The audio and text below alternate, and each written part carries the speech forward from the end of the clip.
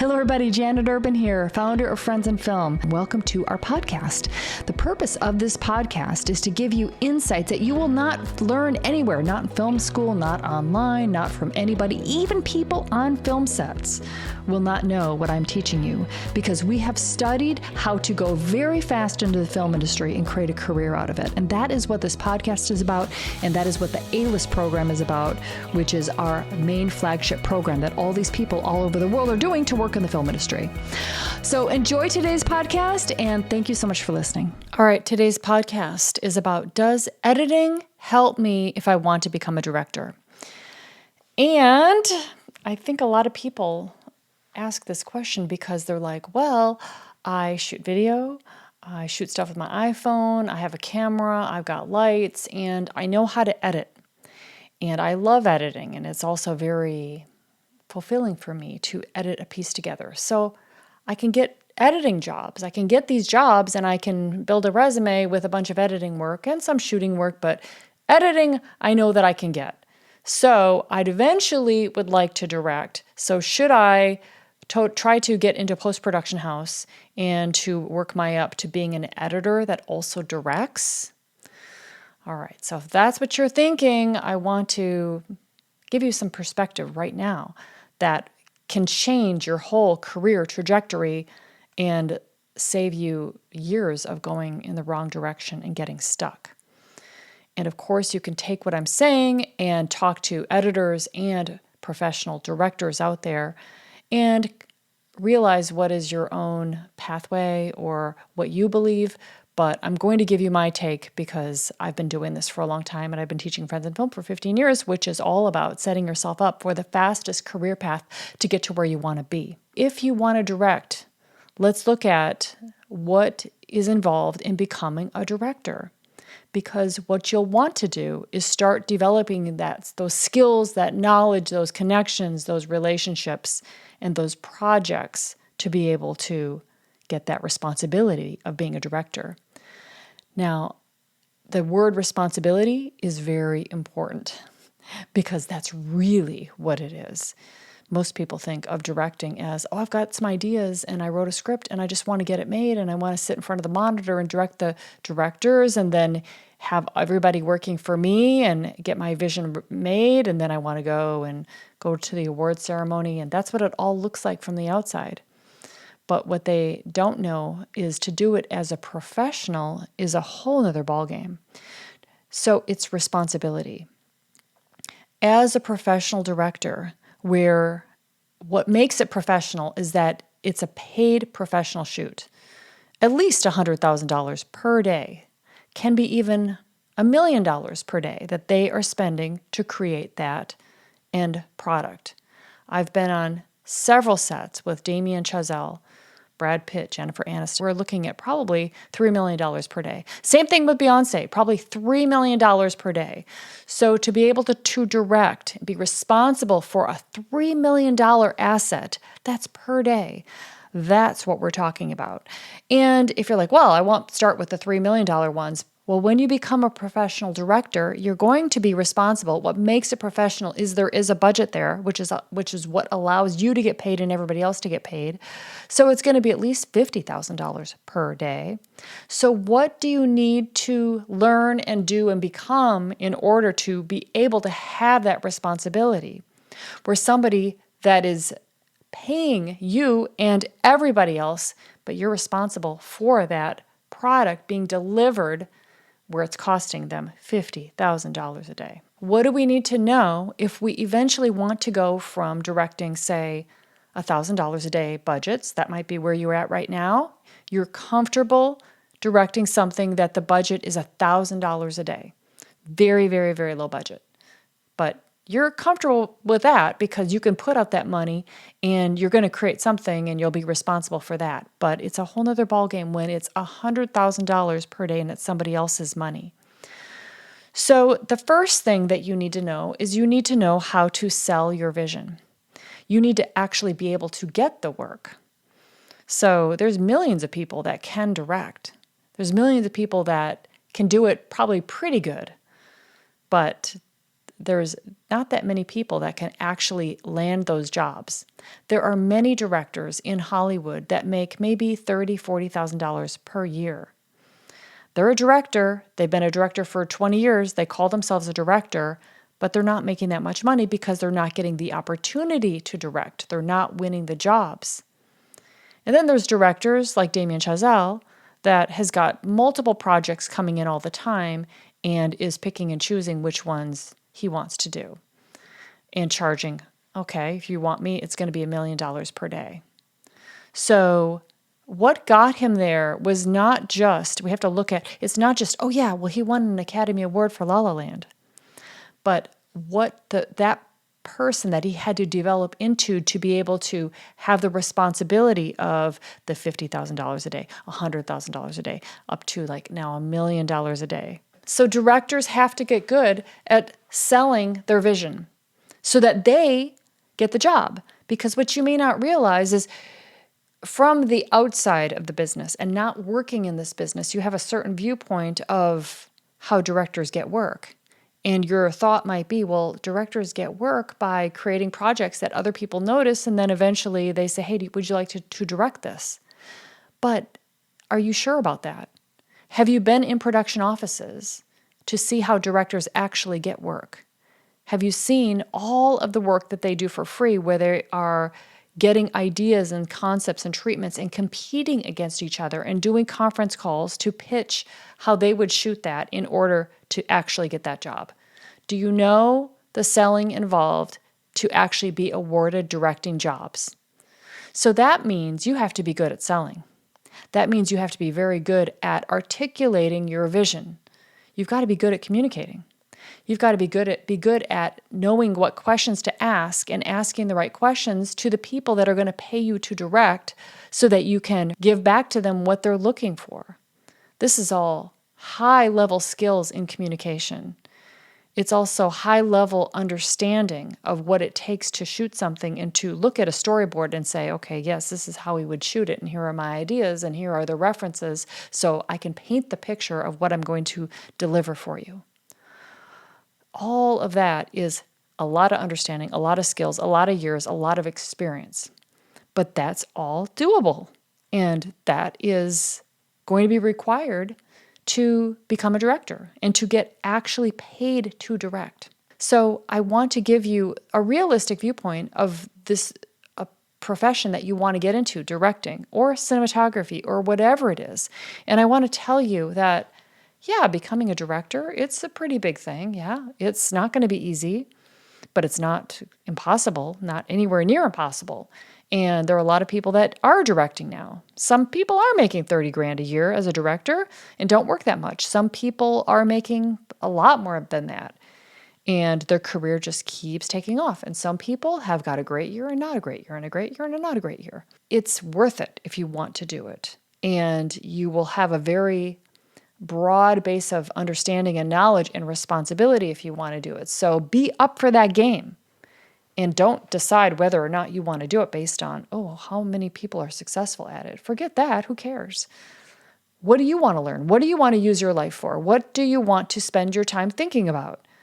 What you're thinking about right now with your job, or all of the stuff that would be associated with becoming a director that is in demand, all of that knowledge. So it's how to sell, it's how to communicate your vision, it's asking the right questions, it's understanding the film set so that you can clearly explain and sell people on your idea of how you're going to shoot that thing and what it's going to look like. And having those references that you can paint the picture for them so that they're going to give you the money and award you the job over other people. It's having the guts to be on a conference call and to be able to sell that and get awarded that job. It's being able to pitch something, to know how to pitch, to know what words to use, to know how to not talk too long, to be able to just be able to communicate your vision, your ideas, what they want, how it's going to be delivered in the least amount of words possible. You're dealing with now very high-level professionals, and at this point you are as well. So these are the skills that you're wanting to develop and grow within yourself. And you know that when you practice pitching and when you practice conference calls and when you do your podcast episodes where you're practicing all this, this is helping you with your directing career. It's all skills and connections in your brain that you have to develop. And all those skills that you're developing right now, you probably aren't thinking about it, but they are going to help you in the future as a director. The relationships is another thing that is very important if you want to be a director. You're going to get directing work through your relationships.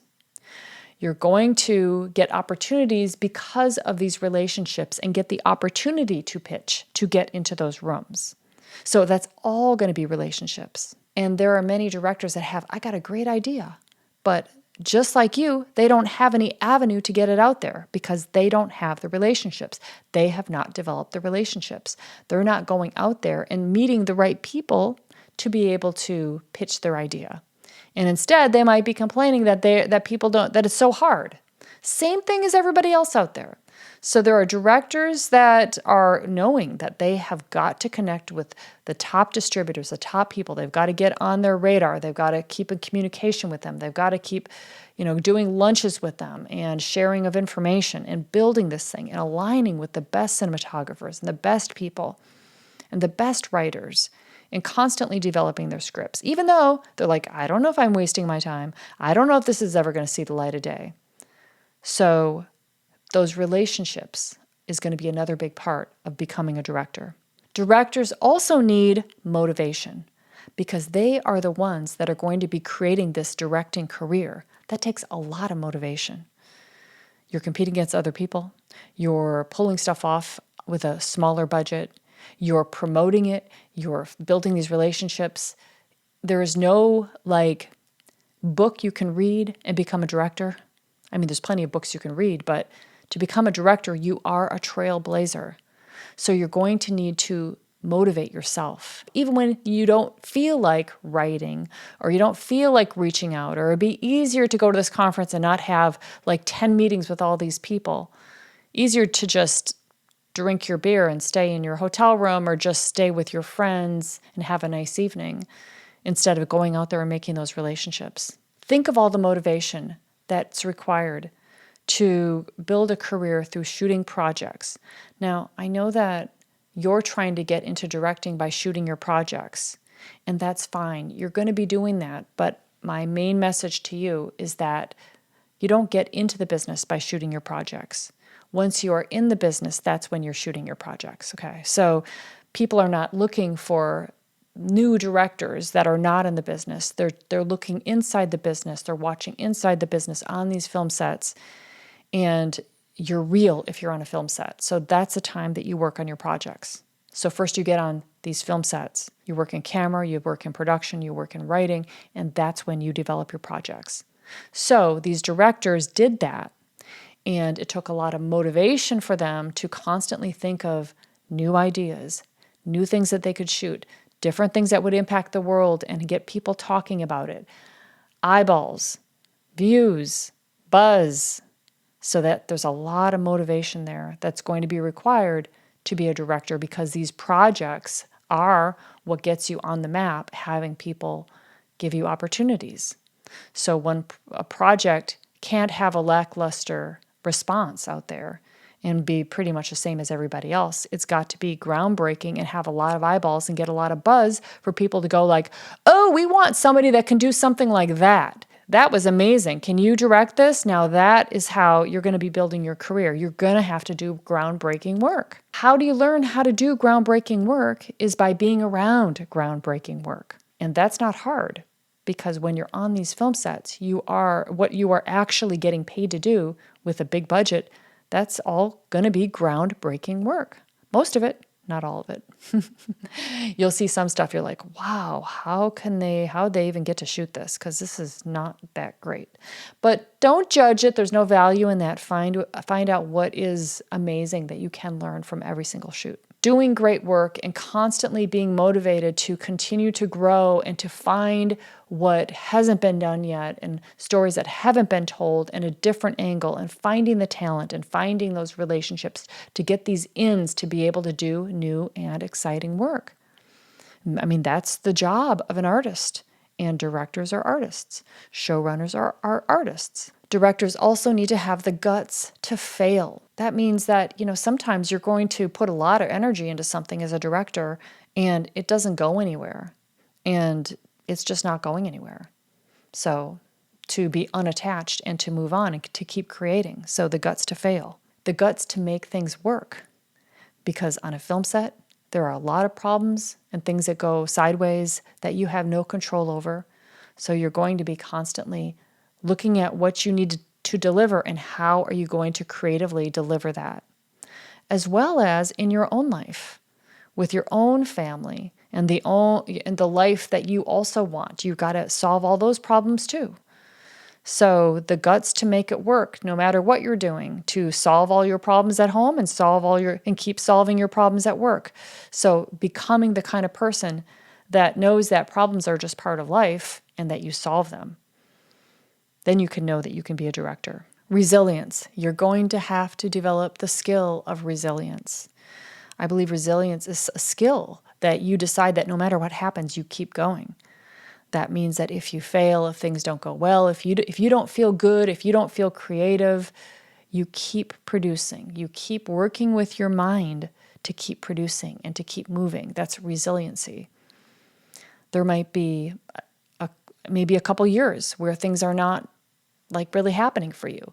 But that resiliency of knowing that you can be successful and continuing to work on your projects and meet new people and get them out there, then something hits. And now you're in a different place. And then you forget about all those years of struggle. So resiliency is really important. And then the last one is responsibility. And the responsibility really is probably the biggest word of it all. And this is what most people don't get.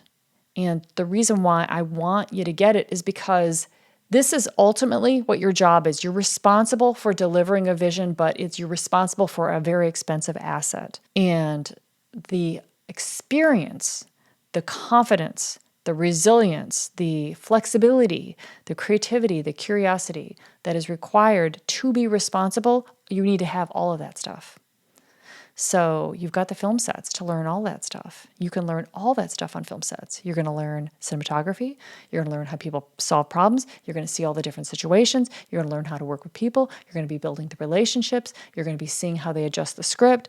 You're going to be seeing how they do something when the techno crane is not working. So we're going to get a different shot that's going to give us the same result, and how they explain that to the studios and the clients so everybody's happy. You're going to see how to explain things when they don't understand, and they should, but they don't because it's not their job. But it's your job to be able to make it all so smooth for them. So all of the understanding that you have the opportunity to get on film sets are going to help you and make you be able to be a director. Because as a director, you are needing knowledge of all the different departments and how it all works together to know what you should be listening to and to know what's right when people in these crafts tell you certain things. Like, you have to have experience in all of it.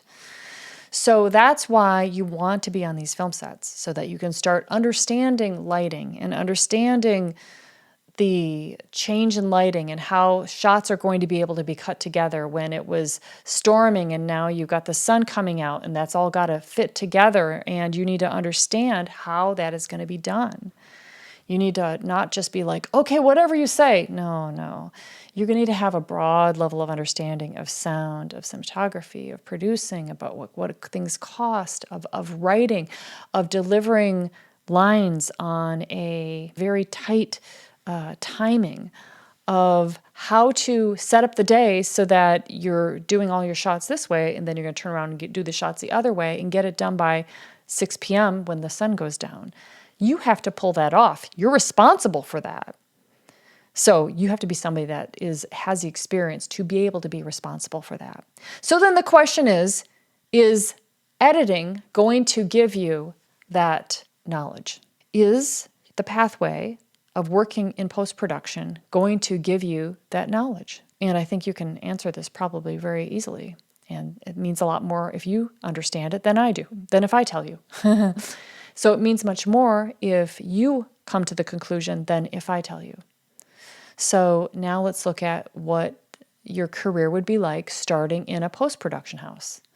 So first of all, getting in the door in a post-production house is going to be probably pretty challenging because everybody thinks that editing is so easy. Everybody knows Final Cut, everybody knows Premiere, and they think that it's easier.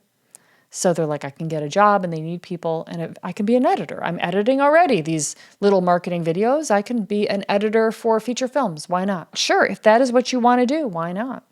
So when you go and knock on the door of the post-production house and you get your foot in the door, hopefully you get your foot in the door, and there's a lot of competition to get those jobs, but you're going to start at a very low-level job. It'll be like logging, like working with media, and it'll be the same job for maybe a year or 2 or 3. And you're working in a dark room and you're working with the same people and you're doing something that other people are like, they need it. It's important to them. It's busy work for them. What they're doing is much more creative and has much more experience required to be able to do that job. That's why they're paid at a different rate and they have different responsibility. But your initial job is going to be those beginning jobs to start with. And if you want to be an editor, great, do it. And then look for opportunities to quickly start to stand out so that you can start moving quickly within that post-production house. But what I love about film sets is that on film sets, you aren't just like one post-production house where like, say, 30 people, that you're working with the same 30 people. When you're working on film sets, you're working with 100 people just one day on a film set. And then the next day, you're working with a different set of 100 people. Then the next day, you can be working with a whole nother set of 100 people. And every single film shoot, you're working with a different DP and a different producer and a different executive producer and a different production company and a different spot and a comedy thing and then a drama thing and then a music video thing. And then, so they're all different. So your experience is so much more, like so many more people, you have so much more of a broader experience, you learn things so much faster, you meet so many more people. Like you're meeting the special effects and the visual effects people. You're understanding and watching right in front of your eyes when you're on film sets how that stuff is done. So that's going to be very useful. All of this stuff is going to give you and be much more useful for you as a director to be on film sets than it would be to be in post-production doing that one job. So I think that helps you, hopefully, tremendously in knowing that the pathway to become a director is not through editorial. If you want to be an editor, then go for it. Go for post-production, and you are the master of that world. And no, it's going to take a while, most likely, because those editors, they can keep editing for 30, 40, 50 years. I mean, there's nothing that will prevent them from getting out of that chair and retiring. Now, a film set, that's very physical. You're getting up at like 5 a.m., working physically long, hard hours sometimes, and, on a process trailer. Now we're shooting, at high rise, and now you got the camera on the top of a crane. And I'm just like, these are physically hard jobs working on film sets. It's different than going to the same post-production house every day and doing, the editing, which is amazing what those people are able to do. I'm not discounting editors at all. I'm just saying that physically, people in the film industry will retire before people that are working in post-production because it's harder on film sets physically. So if you are an editor right now working for post-production, what should you do? Well, that's up to you. Only you can make that decision. Only you know the people that you're working with and if you want to continue going down that path. I certainly don't think that it hurts to be getting on film sets on the weekends or as much as you can so you start getting that experience too.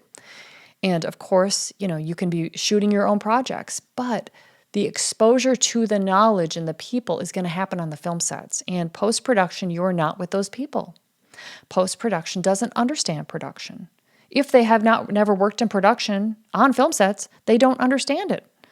They understand time code, but that they understand it from what the material is that they get that they have to work with, but not what went into the shooting and the lighting and the creation of that. So that's a whole new world that if you want to be a director, that you need to get exposed to, and you need to start that process as soon as possible.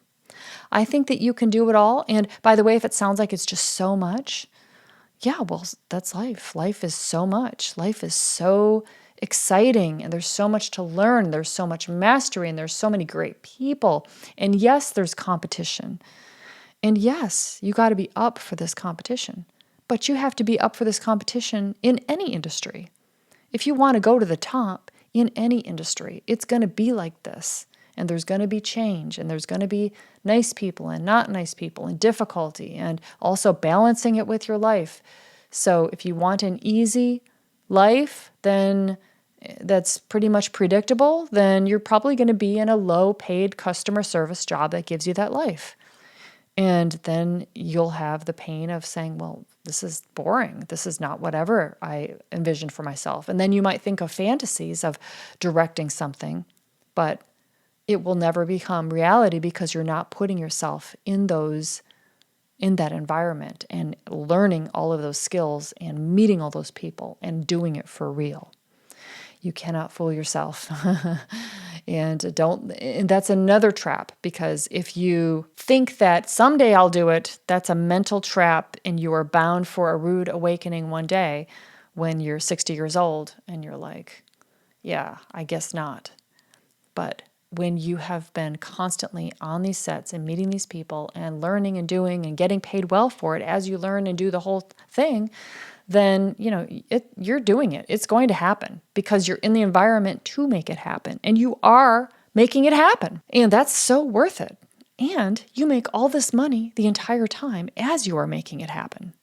Like, don't think that you're going to be a broke director. You're going to be working all the time with people and getting paid on jobs. These jobs that you are getting on these film sets, that getting you on the film sets, they pay, and they pay really well. And so you're making money the entire time. You're living a great and exciting life the entire time. And your eye is focused on the work that you want to create in the world as a director or as a writer or as a producer or whatever it is you want to do. Maybe it's you want to direct, but then you're like, really? I'm a much better producer. And that's actually fits me better. And then you might start with directing, and then you end up with producing. Okay, that's awesome. That's a great life too. All that matters is that you are living a great life, and you're making your decisions from a place of, what do I want to learn? Who do I want to meet? What kind of life do I want to have? Not from like, well, what's easiest and what's something that I could do given my skills. Your skills are going to be developed on these film sets. Your skills are going to be developed your entire life by going for it and learning and meeting people and learning and growing. So it doesn't matter what you know. It matters what you want to know. Thank you for listening. I hope this has helped some people. Please let me know. Send me a love letter through email. I love to get them. Or if you think that I'm wrong, well, then go ahead and send me that email too. I love to hear from everybody. And yes, of course, you know about this program that I teach where I help people get into the film industry, into the crafts that they want to do, working in a paid craft in the US, the UK, and Canada, Toronto, Vancouver, all over the United States, as well as other places in the world like Australia and Tokyo and South Korea and other places. So if you want to join us there, you certainly can.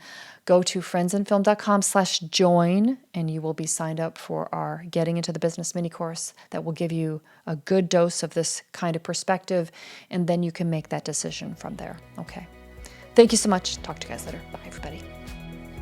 Thanks so much for listening. And if you want to take your career to the next level in the film industry, go to friendsinfilm.com/join. That's friendsinfilm.com/join. You can sign up for our mini course, learn about the A-list model, and then you can take it all the way and do the A-list program.